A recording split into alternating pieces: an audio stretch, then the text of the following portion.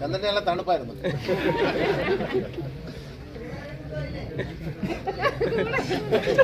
ആരും വന്നില്ല.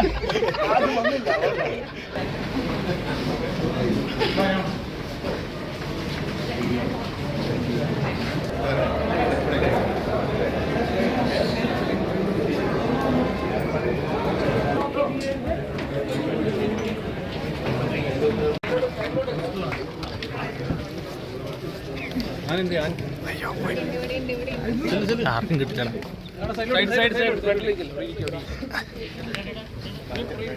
എല്ലാവർക്കും സിനിമ ഇഷ്ടപ്പെട്ടോ? എന്നാ നിങ്ങളുടെ അഭിപ്രായങ്ങളൊക്കെ നേരിട്ട് പറഞ്ഞോ. എന്തെങ്കിലും ചോദിക്കാനുണ്ടെങ്കിൽ ചോദിച്ചോ. അവർക്ക് കാണാൻ പറ്റില്ല.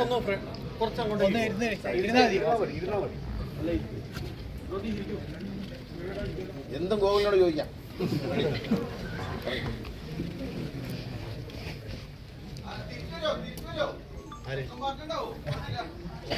ഈ പടം നിങ്ങളൊക്കെ കണ്ട് നല്ല അഭിപ്രായം പറഞ്ഞ് വിജയിച്ചാൽ സാധ്യതയുണ്ട്. എന്തോ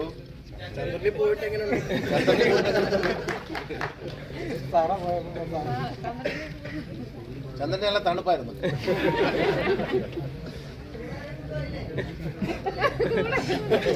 ആരും വന്നില്ല.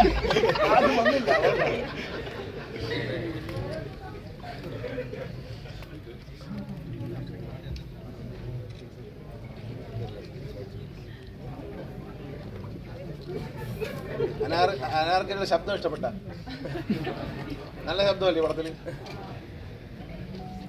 ശരിക്കും അങ്ങനെയാണ് സൗണ്ട്. കേൾവൻ പറഞ്ഞു ഇത് അങ്ങനെയല്ല സൗണ്ട് എന്ന് കേൾപ്പിക്കാൻ വേണ്ടി പറയാണ്.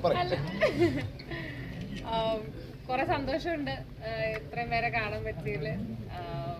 നമ്മുടെ ഗണേശ് സാറിൻ്റെ ഒപ്പം ഉള്ള ആദ്യത്തെ തിയേറ്റർ വിസിറ്റ് ആണ്. എല്ലാവർക്കും സന്തോഷമായി എന്ന് വിചാരിക്കുന്നു.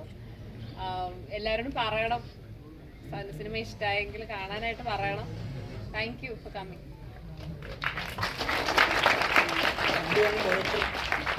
ഇതാണ് ഡയറക്ടർ അരുൺ ചന്ദ്.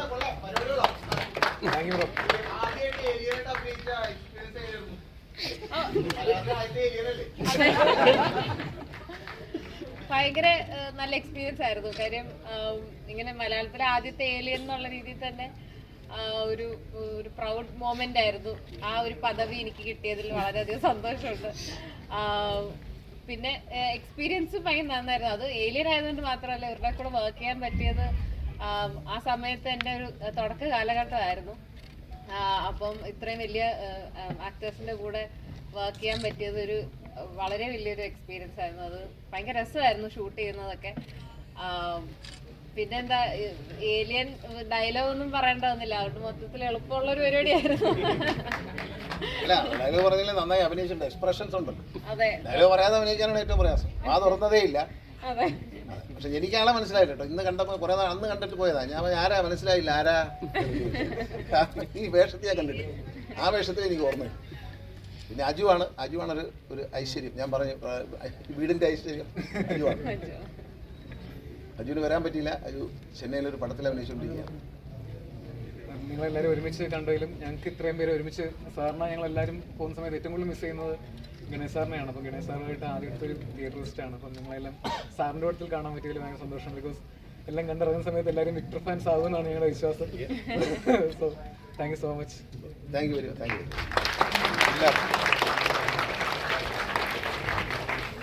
പിള്ളേരുള്ള ആൾക്കാരല്ല, പിള്ളേരുള്ള ആൾക്കാർക്ക് ഇഷ്ടപ്പെട്ടു. മെസ്സേജുകളും വരുന്നുണ്ട്.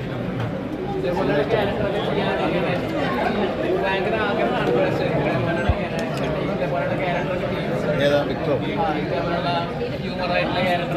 നല്ല അത് ചന്തുവിൻ്റെ ഒരു എഴുത്തുകാരൻ്റെ ഒരു ഡയറക്ടറെയും ഒരു സായിയും അവർ രണ്ടും നല്ലൊരു ക്യാരക്ടറെ മോളി എടുത്തു. ഇതിൻ്റെ ഏറ്റവും വലിയ സംഭവം എന്ന് പറയുന്നത് കോവിഡ് വന്ന സമയത്ത് അതിനു മുമ്പാണ് ഈ കഥ പറയുന്നത്. ലോക്ക്ഡൗൺ ഒന്നും വന്നില്ല.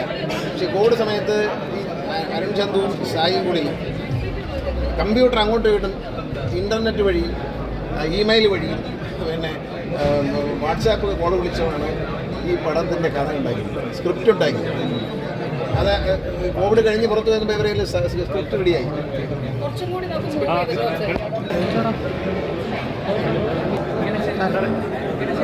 കഴിഞ്ഞ ദിവസം ഒരു യൂട്യൂബർ ഒരു വീഡിയോ ചെയ്ത് ഭയങ്കര വൈറലായി കുറച്ച് പ്രശ്നങ്ങളൊക്കെ ഉണ്ടായിരുന്നല്ലോ.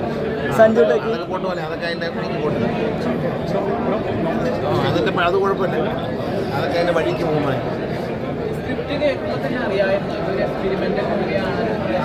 കഥ കേട്ടപ്പോഴേ മനസ്സിലായി. കഥ ആദ്യം ചെന്ന് ഒറ്റയ്ക്കാണ് കഥ പറഞ്ഞ് കേട്ടപ്പോഴേ എനിക്ക് പിന്നെ ഒരു കൊറോണ കാലത്താണ് സ്ക്രിപ്റ്റ് വർക്ക് ചെയ്തത്.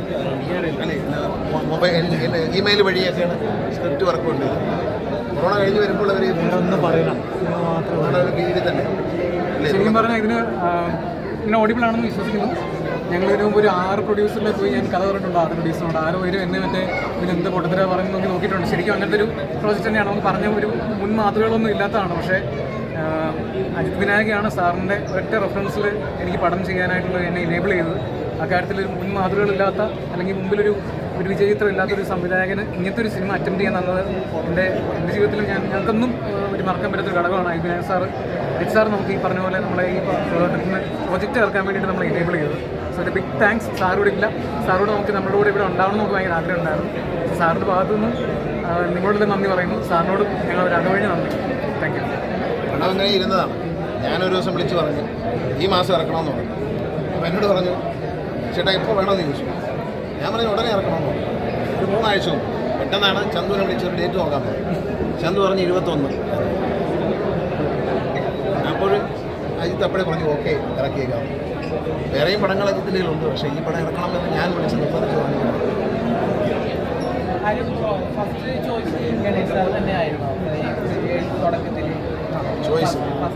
ഉറപ്പായിട്ടും ഞാൻ നേരത്തെ പറഞ്ഞല്ലോ, നമുക്കൊരു ഭാവിയിലൊരു പെട്രോൾ ഹെഡിനെ ആലോചിക്കുന്ന സമയത്ത് നമുക്ക് എപ്പോഴും ഞാൻ ഒരു ഓട്ടോ എന്തൂസിയാസ്റ്റാണ്. അപ്പം സാറിനോട് വണ്ടികളുടെ കാര്യം സംസാരിക്കുന്നത് വേറൊരു തലമാണ്. നമ്മൾ സിനിമയുടെ കാര്യം സംസാരിക്കുമ്പോൾ സാറ് വാചാലനാവും. പക്ഷേ വണ്ടികളെ പറ്റി സംസാരിക്കുമ്പോൾ എൻ്റെ ജീവിതത്തിൽ ഞാനൊരു കാർ എടുക്കാൻ പോകുമ്പോൾ ഞാൻ ആദ്യമായിട്ട് വിളിച്ചിട്ട് സാറേ ഈ SUV എടുക്കാൻ പോകുമെന്ന് പറയുന്നത് സാറിനോടൊക്കെ. അപ്പം ഒരു ഓട്ടോ എന്തൂസിയാസ്റ്റിനെ സംബന്ധിച്ചിട്ട് നമ്മൾ ഫ്യൂച്ചറിൽ ഒരു പെട്രോൾ ഹെഡിനെ കാസ്റ്റ് ചെയ്യുകയാണെന്നുണ്ടെങ്കിൽ ഒബ്വിയസ്ലി KV ഗണേഷ് കുമാർ അത് ഈ ട്രാൻസ്പോർട്ട് മന്ത്രി എന്നൊക്കെയുള്ള വിട്ടിട്ട് സാറിന് ഓട്ടോ എന്തൂസിയാസ്റ്റായിട്ട് നിങ്ങൾ ആലോചിക്കുകയാണെന്നുണ്ടെങ്കിൽ നമുക്ക് മനസ്സിലാവും എന്തുകൊണ്ടാണ് ആ ഒരു മെക്കാനിസം ഇവിടെ ഉള്ളതാണ്.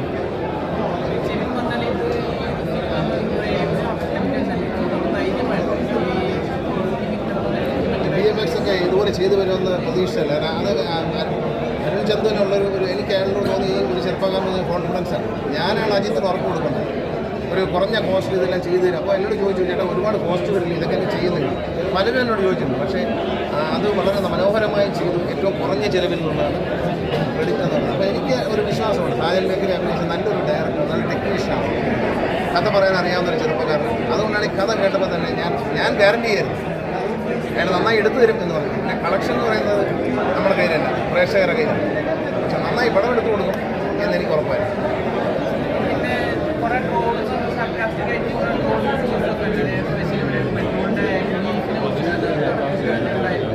ഉണ്ടായിരുന്നു.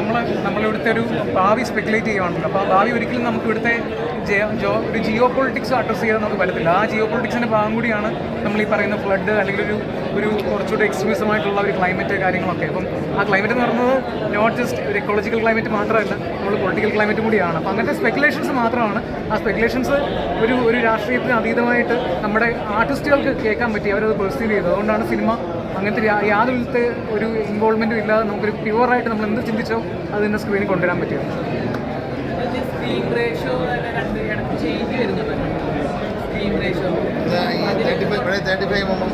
ഇപ്പോഴത്തെ വൈഡ് സ്ക്രീനും തമ്മിലുള്ള വ്യത്യാസം കാണിക്കും. ഞങ്ങൾ ആക്ച്വലി 35mm ക്യാമറയിൽ സെൻസറിലാണ് നമ്മൾ ഷൂട്ട് ചെയ്തത്. അപ്പോൾ ആ ഷൂട്ട് ചെയ്തിട്ട് നമ്മൾ ഫോറസ്റ്റ് 3 കാണിക്കുമ്പോൾ ഫോറസ്റ്റ് 3യുടെ ഒരു ആക്സസിബിലിറ്റി ഉണ്ട്. നമ്മൾ പണ്ടത്തെ പഴയ സിനിമകൾ കാണുന്ന സമയത്ത് നമുക്കൊരു നൊസ്റ്റാൾജിയ ഫാക്ടർ ഉണ്ട് അതിനോട്. അപ്പോൾ അത് തിരിച്ചു കൊണ്ടുവരാൻ നമ്മൾ ഇപ്പോഴത്തെ ടെക്നോളജി ഹെൽപ്പ് ചെയ്യുന്നുണ്ട്. മുന്തിരുണ്ണി പോലത്തെ സിനിമകൾ കണ്ട ആൾക്കാർക്ക് അതിനോട് പരിചയമുണ്ട്. സോ അതൊക്കെ നമ്മളെ ഹെൽപ്പ് ചെയ്തിട്ടുണ്ട്. അഭിനവ് സുന്ദർനായകനോട് വലിയ താങ്ക്സ്. അങ്ങനത്തെ ഒരു രീതിയിൽ ആദ്യം തന്നെ കണ്ടില്ല. ബിക്കോസ് എന്നോട് ആദ്യത്തെ തിയേറ്ററിൽ വിളിച്ച് ചെന്നപ്പോൾ എന്നോട് തിയേറ്ററിൽ ഒരു ഓണർ ചോദിച്ചു, നിങ്ങളുടെ റൈറ്റും ലെഫ്റ്റും എന്തിനാണ് കട്ട് ചെയ്യുന്നത്, അവിടെ കൂടെ കാണാനല്ലേ ആൾക്കാർ വരുന്നതെന്ന്. അപ്പോൾ ആ രീതിയിലൊരു പുതിയ ആൾക്കാർക്ക് ആസ്പെക്ട് റേഷ്യോ എന്ന് പറയുന്നത് ഒരു ക്രിയേറ്റീവ് ടൂളാണെന്നും കൂടി ഓൾഡ് സ്കൂൾസിനെ മനസ്സിലാക്കാനുള്ള ഒരു സ്പേസും കൂടിയാണിത്. ആസ്പെക്ട് റേഷ്യോ റൈറ്റ് സൈഡും ലെഫ്റ്റ് സൈഡും കട്ട് ചെയ്ത് കളയുന്നതല്ല, അതൊരു ക്രിയേറ്റീവ് ടൂളാണ്. നമ്മൾ കഥ പറയാൻ ഉദ്ദേശിക്കുന്ന ഒരു ടൂൾ കൂടിയാണ്. അതെ, അതിൻ്റെ സംവിധാനത്തോടാണ് ഞാനിപ്പോൾ താങ്ക്സ് പറഞ്ഞത്. ചോദിക്കാറുണ്ട് കോസ്റ്റ്യൂംസൊക്കെ ഭയങ്കര ഡിഫറെൻ്റ് ആണ്. കോസ്റ്റ്യൂംസൊക്കെ കോസ്റ്റ്യൂംസ് ഒക്കെ ബ്യൂസി ബേബി ജോൺ ആണ് കോസ്റ്റ്യൂംസ് ചെയ്തത്. ഞങ്ങൾക്ക് സാറിനെ കാണിക്കുന്ന സമയത്ത് ഞങ്ങൾക്ക് ഞങ്ങൾക്ക് കുറച്ചധികം റെഫറൻസുകൾ ഉണ്ടായിരുന്നു. വാൻ ഹെൽസിങ്ങിനകത്ത് നമുക്കൊരു ഹോളിവുഡ് റെഫറൻസ് ഒക്കെ സാറിൻ്റെ വലിയ ട്രെഞ്ച് കോട്ടിലൊക്കെ നമ്മൾ ആലോചിച്ചിട്ടുണ്ടായിരുന്നു. അപ്പോൾ അതേ രീതിയിൽ നമുക്ക് കാര്യങ്ങളൊക്കെ ചെയ്തു തരാൻ പറ്റി. ഇൻഫാക്ട് നമ്മുടെ മൂവിയുടെ സ്റ്റാൻഡേർഡ് ഒക്കെ ഇരിക്കുന്ന ആ രീതിയിൽ ചെറിയ ഒരു റിസോഴ്സ് വെച്ചിട്ട് വലിയ കാര്യങ്ങൾ വർക്കൗട്ട് ചെയ്യുന്ന ഇതൊരു ടെക്നീഷ്യൻസാണ്. എല്ലാവരോടും നന്ദി.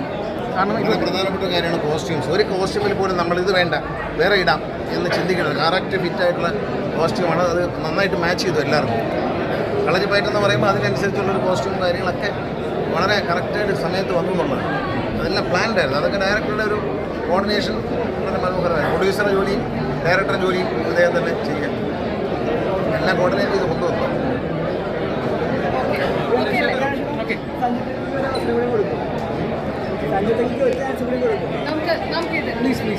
ചോദിക്കുന്നൊരു തമാശയുണ്ട്. ഇത്രയും കളർ കൊടുക്കും സാധനം ഇവിടെ എടുത്താന്നുള്ളത് അതിൻ്റെ ഒറ്റ അത് സന്തോഷമാണ്. ഇന്നുണ്ട്. ഏത് ഷർട്ട് ആദ്യം ഉണ്ടാക്കിയാലും എനിക്ക് തരും. അപ്പം ഞാനൊരു ഷർട്ട് എടുത്ത് വെച്ചു ഇങ്ങോട്ട് വരാൻ തന്നെ ഇടാൻ വേണ്ടി. പിന്നെ വേണ്ടാന്ന് വെച്ച് ഇതെല്ലാം കണ്ടിന്യൂ ചെയ്തു. അതിട്ടോണ്ട് വന്നിരുന്ന കുഴപ്പമില്ല. അതേ ഷർട്ടറാണ് ഇവിടെ ഇരിക്കുന്നത്. അപ്പോൾ സന്തോഷ ഷർട്ടിന് നല്ല കച്ചവടം ഉണ്ടെന്ന് തുറന്ന് കാണിച്ചു. ഇപ്പോഴും ഇങ്ങനെ കളർഫുള്ളായിട്ടുള്ള ഷർട്ടുകൾ എന്നോട് ചോദിക്കും എവിടെ നിന്നാണ് സന്തോഷം. ഏത് പുതിയ ഡിസൈൻ ഉണ്ടാക്കിയാലും ഹരി പത്തനാപുരത്തിൻ്റെ കൊടുത്തയക്കും. എല്ലാം കിട്ടും. സന്തോഷം വല്ലപ്പോഴും കാണാം. എല്ലാവരും എന്നോട് ചോദിക്കാറുണ്ട് ഡ്രസ്സൊക്കെ ഉണ്ടെന്നാണ് സാറേ